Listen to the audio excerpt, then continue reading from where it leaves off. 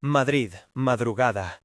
Una sala de operaciones silenciosa, luces frías que cortaban la piel y un bisturí que, por un error que nadie quería creer, cortó la pierna equivocada de un paciente diabético. La palabra equivocada flotó en la sala como un golpe que nadie supo al principio admitir. Lo que parecía un fallo técnico de la noche se convertiría en una bomba que sacudiría hospitales, familias y titulares, porque lo que alguien decidió callar iba a explotar en escándalos, investigaciones y una verdad que nadie había previsto. Elena López tenía 30 años, provenía de un pueblo de Castilla-La Mancha y llevaba en el alma la pérdida de su padre, que murió por complicaciones de la diabetes cuando ella tenía 20 años. Esa herida personal la había empujado a estudiar enfermería y a prometerse que nadie moriría por descuido cuando ella estuviera al lado. Trabajaba en la clínica privada San Miguel como auxiliar de quirófano y entendía la fragilidad del cuerpo y el peso de la responsabilidad. La clínica era fría y brillante, paredes pulidas, pasillos con olor a desinfectante y paneles que reflejaban el brillo de las lámparas. Cuadros de fotos institucionales mostraban sonrisas y manos firmando acuerdos que valían más que la vida de la mayoría de los que cruzaban sus puertas. En una madrugada en la que el aire olía a café viejo y la máquina de anestesia emitía un pitido monótono, se sucedió un acto que nadie pudo ignorar. El equipo cortó la pierna que no tocaba, y ese corte fue la chispa para una investigación que iba a destapar secretos, negligencias y decisiones de gente con poder. La mañana anterior todo parecía rutinario. José García, 58 años, diabético desde hacía 20 años, había ingresado con una infección resistente en la pierna derecha. Caminaba con dificultad y su familia, modesta, había peleado por conseguir plaza en la unidad de cirugía vascular de la San Miguel. José trabajó toda su vida como conductor de autobús y tenía una voz grave y un humor seco que disimulaba el miedo.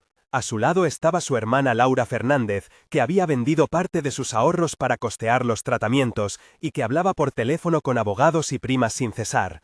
La familia de José no tenía influencias, solo miedo y esperanza. En el otro extremo de la balanza estaba el cirujano titular, Martín Álvarez, 45 años, reputado en revistas médicas y en cenas de donantes. Martín provenía de una familia de la ciudad, su padre había sido un empresario local y su madre asistía a galas benéficas. Martín había construido una carrera brillante, ponencias en congresos, fotos en la prensa y donaciones que le acercaron a la dirección del hospital. La clínica, con sus corredores de moqueta cara, parecía proteger a quienes manejaban los hilos del dinero, y la imagen pública de excelencia médica era un anillo que cerraba las preguntas incómodas. Pero esa mañana, entre formularios, etiquetas y un reloj que avanzaba lento, algo se rompió. Elena recordaba su infancia en aquel pueblo, donde el olor a pan calentito y a humo de chimenea se mezclaba con las tardes en la consulta del médico del pueblo. En su primera biografía mental estaba la imagen de su padre sentado, fuera de sí de dolor por úlceras diabéticas que nadie supo tratar a tiempo, y la promesa que se hizo de aprender y de no permitir que esas historias se repitieran. Estudió en la escuela pública, trabajó limpiando casas para pagarse libros y una beca la llevó a formarse en la ciudad. Tenía una relación tensa con su madre, Carmen, que aún vivía en el pueblo y llamaba cada semana para recordar el nombre de los medicamentos y aquel consejo de siempre, no fiarse de quien sonríe mucho. En la clínica, Elena era reconocida por su empatía. Pasaba horas ajustando almohadas, explicando a pacientes con voz baja lo que iba a suceder y sosteniendo manos en las noches de ansiedad. Su dolor personal, callado y antiguo, la volvía vigilante. No había olvidar que la diabetes no es solo números en una hoja, sino familias rotas, trabajos perdidos y piernas que se vuelven frágiles como ramas secas. Ese bagaje le empujó a mirar 2 veces cada expediente, a confirmar cada señal y a cuestionar las rutinas cuando algo no encajaba. El perfil del cirujano contaba otra historia distinta. Martín había nacido en un barrio acomodado de Madrid, estudió en colegios privados y se movía con comodidad entre directivos y donantes. Sus logros se convertían en anécdotas en cenas donde el vino cerraba bocas. Era un hombre carismático y ambicioso, pero también conocido por atajos cuando la presión apretaba. En su currículum había publicaciones, pero bastantes artículos con coautorías y cierta prisa por operar. Sus compañeros murmuraban que su expediente era impecable en los papeles y más frágil en las notas del día a día. Llamadas de última hora, cirugías encadenadas y una delegación de responsabilidades que dejaba a los equipos a su suerte. Martín vivía con su mujer, Isabel, en una urbanización donde el césped siempre estaba cortado y los coches no mostraban un rasguño. Había una tensión en su prestigio que no le permitía retroceder. La presión por mantener resultados, por cerrar listas de espera y por cumplir con patrocinadores lo transformaba en alguien capaz de racionalizar errores por el bien del posicionado nombre. Esa mezcla de brillo y vulnerabilidad sería clave cuando las preguntas empezaran a llover. En las horas previas a la operación hubo señales discretas, pequeñas fisuras que nadie quiso unir. Un expediente mal etiquetado, una nota pegada con cinta que se leía al revés, la enfermera de admisiones, Rosa Martínez, que no encontró la pulsera identificativa al llegar el paciente y la sustituyó por urgencia, y el anestesista Manuel Ortega que, cansado tras una guardia, hizo una broma que nadie celebró. Las conversaciones fueron superficiales al principio. ¿Confirmamos lateralidad?, preguntó Elena mientras repasaba la ficha. Sí, derecha, respondió Carmen Ruiz, otra enfermera. Hora de entrada 10:50, murmuró el auxiliar Pedro Sánchez mientras colocaba paños. Había prisa. Trae las pinzas y la compresa, dijo Martín con voz cortante desde la puerta. Tenemos que adelantar, añadió Ricardo Salinas, director del hospital, en un mensaje que llegó al grupo por la mañana para recordar cupos. Esas frases sencillas formaron un tejido fino que ocultó la verdad hasta el momento en que el bisturí hizo lo impensable. En la sala, el olor a yodo se mezclaba con el sudor frío de los que saben demasiado y no pueden detener lo que ya inició. La noche en la que todo cambió, Elena estaba de guardia. José entró al quirófano con una mezcla de resignación y temor, la mirada fija en el techo y los dedos entrelazados con los de su hermana Laura. «No me dejes, por favor», dijo con voz entrecortada antes de que el anestesista comenzara su trabajo. El diálogo fue breve, y luego se tornó mecánico. «Ana, pasas el campo. Campo, marco la lateralidad. Derecha, confirmado. Firma de consentimiento. Firma. ¿Todo listo?» «Listo». Fueron 12 intercambios en los que la rutina sustituyó la atención plena. La operación se inició, la sala estaba caliente, el metal relucía, y el sonido del monitor marcaba una cadencia casi musical. Entonces, cuando la tensión ya se apretaba, se produjo el error. El bisturí comenzó en la pierna izquierda, un corte apenas visible que en segundos se confirmó como la amputación de una extremidad que no debía tocarse. Elena miró horrorizada, sintiendo el olor metálico de la sangre mezclado con la sensación de que algo irreparable se había desatado. «¡Alto!», gritó con voz que temblaba. «¿Qué haces?», se oyó a Martín responder con incredulidad y rabia. «Parada», añadió el anestesista, forzando la calma. «Hemos amputado la pierna izquierda», dijo Elena, cada palabra hundida en un silencio que sonó a condena. En segundos, la escena cambió de quirúrgica a policial. Alguien llamó al jefe de guardia y la alarma se encendió como una red.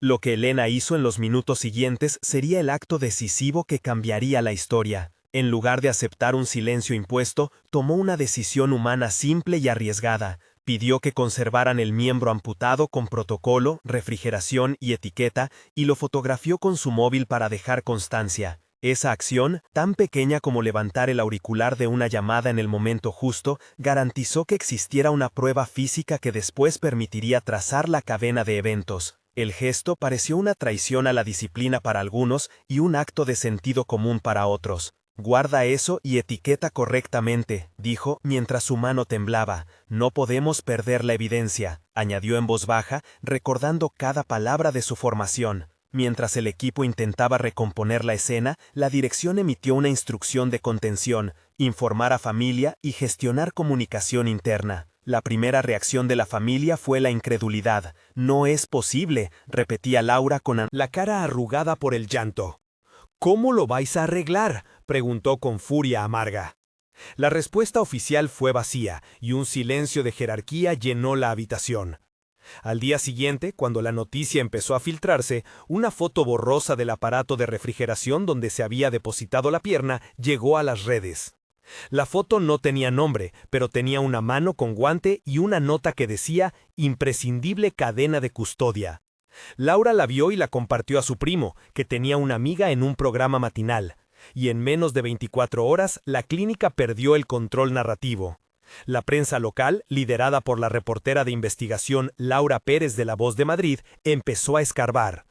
¿Cómo puede amputarse la pierna equivocada en una clínica que presume de excelencia?, tituló un artículo que recogió testimonios de pacientes y ex trabajadores. Los hashtags corrieron y las llamadas al hospital se multiplicaron. En las redes, la indignación se mezcló con conspiraciones. ¿Negligencia? ¿Error humano? ¿Encubrimiento?, preguntaban en foros. Martín publicó una nota formal negando mala praxis y hablando de una complicación quirúrgica excepcional, mientras el director, Ricardo Salinas, exaltaba la reputación del centro y prometía colaborar en la investigación interna. Aún así, la foto y el testimonio de Elena rompían la narrativa oficial. Entre los personajes que empezaron a aparecer activamente se contaban la abogada de la familia, Marta Gómez, que había trabajado en casos de responsabilidad médica; el perito forense Dr. Pablo Serrano, consultado por un colega, que mostró interés inmediato en la cadena de custodia; el periodista Javier Torres, que preparaba un reportaje con documentos; y la enfermera Carmen Ruiz, que empezó a recibir mensajes de colegas con recuerdos velados de otros errores ocultados. La red de nombres crecía y transformaba el caso en un polígono de responsabilidades compartidas. Ahora te pregunto, que lo has sentido con el mismo peso que los que estaban allí, ¿qué opinas de lo que hizo Elena? ¿Fue heroica al preservar la evidencia o imprudente al desafiar la cadena jerárquica en plena emergencia? Te invito a dejar tu comentario comenzando con heroica o imprudente y a explicar por qué. Muchas veces estas historias muestran verdades que nos duelen y su discusión en comunidad ayuda a entender qué aprendemos como sociedad. Tus opiniones pueden orientar próximos vídeos en los que entrevistaremos a expertos, víctimas y peritos. Comenta con respeto y comparte si conoces a alguien afectado por negligencias médicas, porque juntos podemos generar presión para cambios reales. Ahora volvamos a la historia para descubrir qué dijeron los peritos y qué pruebas técnicas volcaron el caso. La investigación técnica comenzó con una serie de procedimientos que en apariencia son de rutina, pero que en la práctica se convierten en la columna vertebral de la verdad. Primero se siguió el protocolo de cadena de custodia, que consiste en registrar cada movimiento del material adiposo y musculoesquelético, desde su extracción hasta su almacenamiento, con firmas y sellos por parte de personas identificadas, fecha, hora y condiciones de conservación. Esto evita que la muestra pueda ser manipulada o sustituida. Segundo, se realizaron análisis histopatológicos para determinar el origen del tejido y su correlación con el historial clínico del paciente. En esos estudios se observan cortes microscópicos teñidos para identificar zonas de infección, vascularización y datos compatibles con una amputación traumática reciente. Tercero, y crucial, se llevó a cabo una prueba genética de ADN mitocondrial y nuclear para confirmar que el miembro pertenecía efectivamente a José García y no a otra persona. El proceso de extracción de ADN, su cuantificación, su amplificación por PCR y su comparación con la muestra de sangre del paciente se explicaron en lenguaje sencillo por el perito.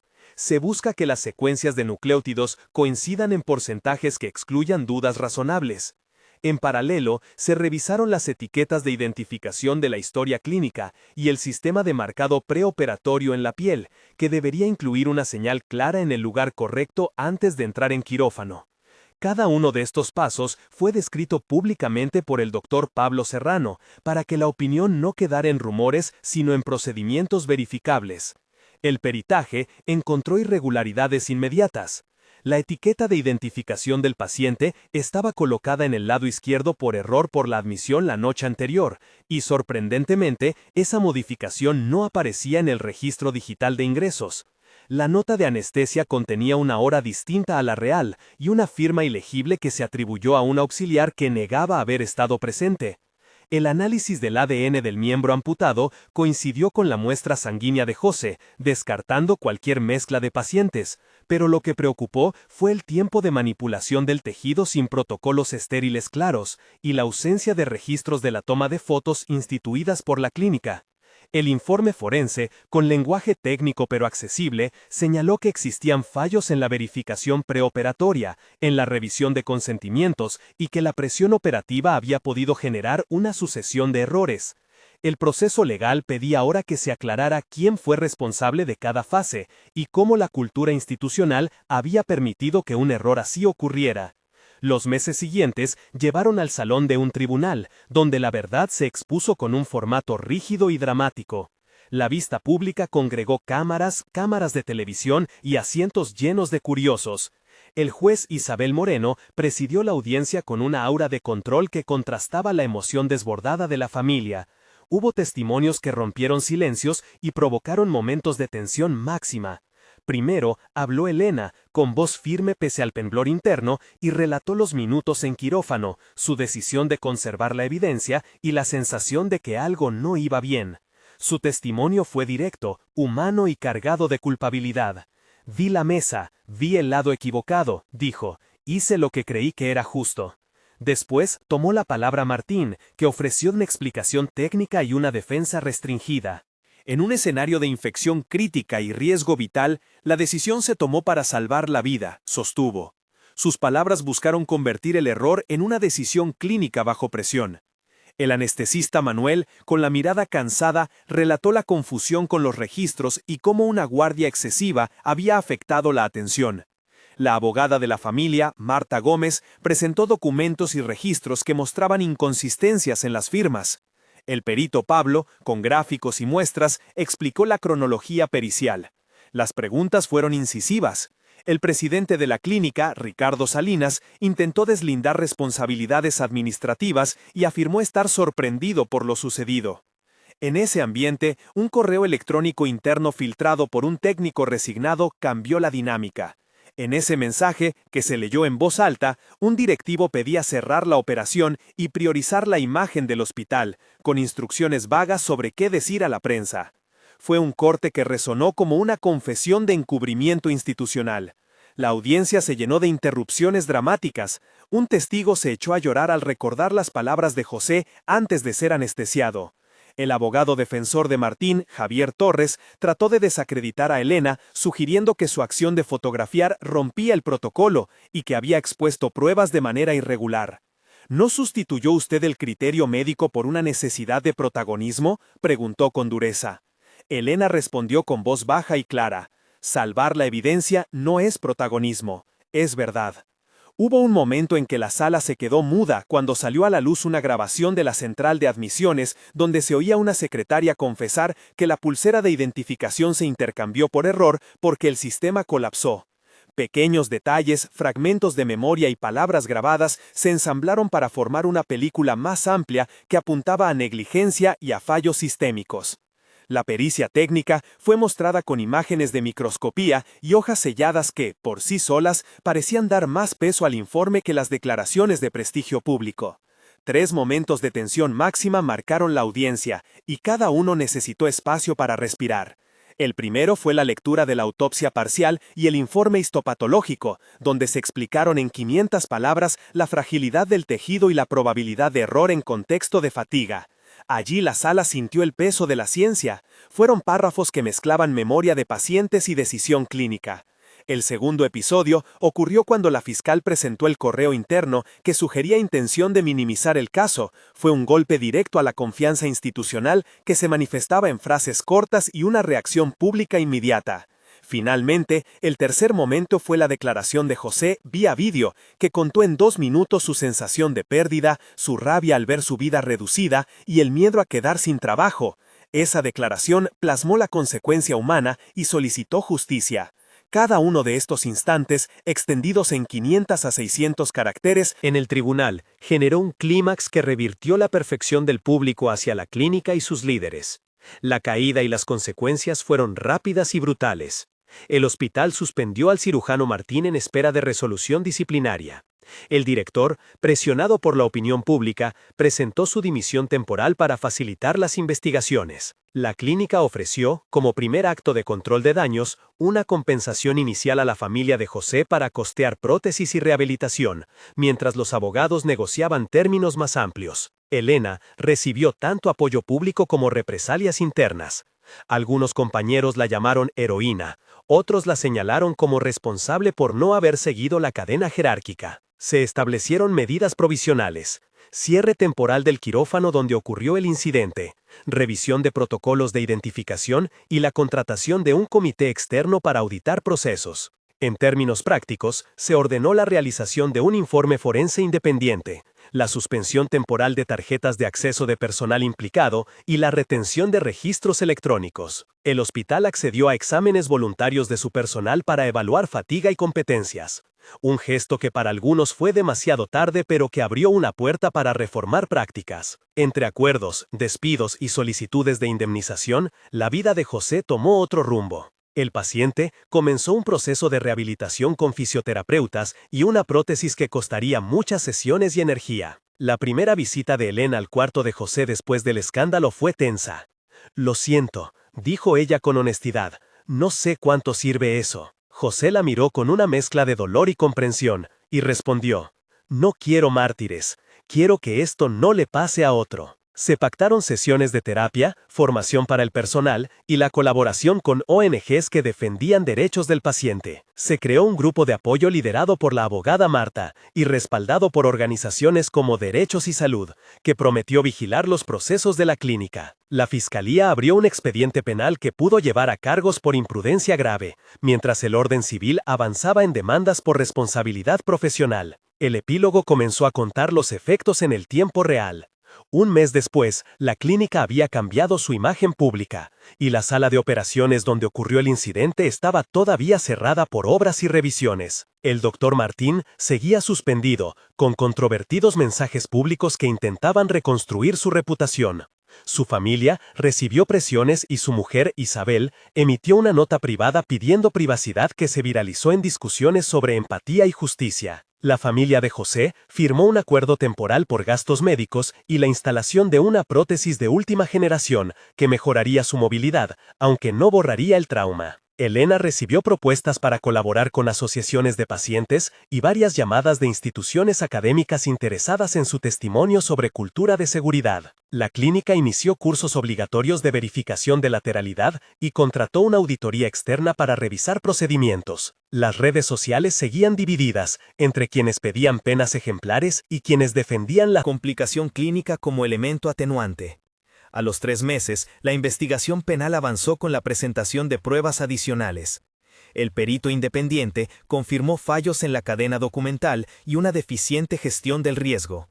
La fiscalía incluyó en el sumario datos sobre turnos excesivos y una cultura de presión por parte de la dirección. El doctor Martín presentó recursos y su defensa esgrimió elementos técnicos y la falta de intención de causar daño, intentando enmarcar el caso como error humano trágico. Entretanto, la vida de José continuó con terapia intensiva y adaptación a la prótesis. Consiguió apoyo para formarse en nuevas labores y comenzó a dar charlas sobre seguridad laboral y salud. Elena, que había recibido amenazas anónimas por parte de quienes la veían como responsable de la caída reputacional del hospital, decidió aceptar la protección ofrecida por una ONG y se dedicó a formar equipos de trabajo en hospitales de menor tamaño para mejorar verificación y comunicación. La presión mediática fue en aumento.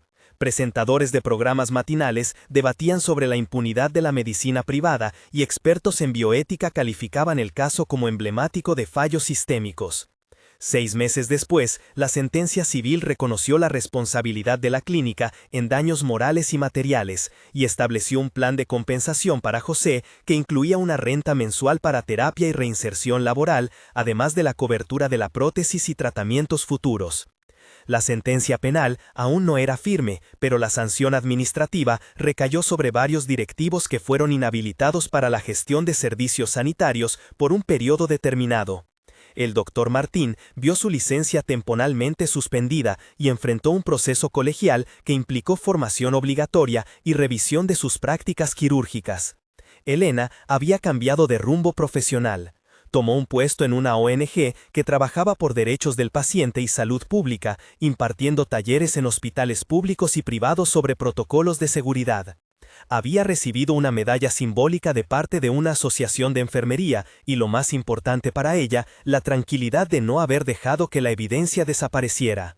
La familia de José, aunque con una herida abierta, encontró formas de reorganizar su vida. Laura volvió a trabajar con más fuerza y José comenzó a escribir un blog donde relataba su proceso de adaptación y sus reivindicaciones. En términos técnicos y procesales, quedó claro que la prevención es una suma de pequeños actos diarios. Las verificaciones preoperatorias, consistentes en confirmación verbal entre cirujano, enfermera y paciente, en presencia de una marca cutánea indiscutible, la obligación de documentar cualquier cambio en el formulario de consentimiento con una doble firma y la implementación de listas de comprobación antes de iniciar una anestesia, son medidas que fueron reforzadas legalmente en varias clínicas tras el caso. La explicación técnica que ofrecieron los peritos fue clara.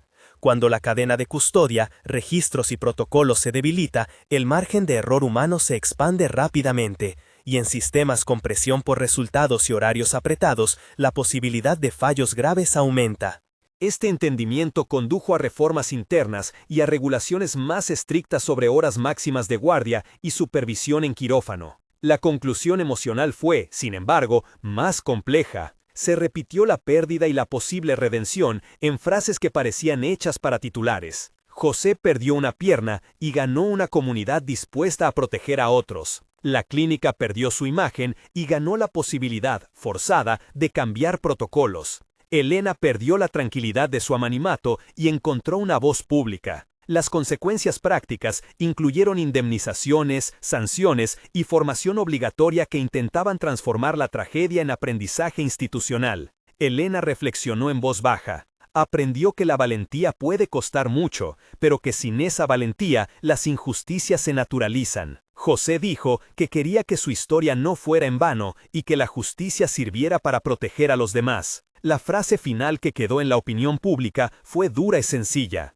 A veces, la mayor responsabilidad no es solo la técnica, sino el coraje de quien observa y decide no permitir que la verdad se pierda. Si esta historia te ha tocado, cuéntalo en los comentarios y suscríbete para seguir con investigaciones que desvelan lo que hay detrás de los titulares. En próximos capítulos traeremos entrevistas con peritos, abogados de responsabilidad médica y pacientes que han vivido casos similares. La verdad está compuesta por pequeños actos y grandes decisiones, y cada voz suma. Recuerda que la salud no es un bien en venta, sino un derecho que exige vigilancia colectiva. En el fondo, lo que quedó claro fue esto. No toda negligencia nace en la mala intención, pero toda negligencia que se oculta multiplica el daño. Y a veces, una sola persona dispuesta a preservar una evidencia puede ser la única barrera entre el olvido y la justicia.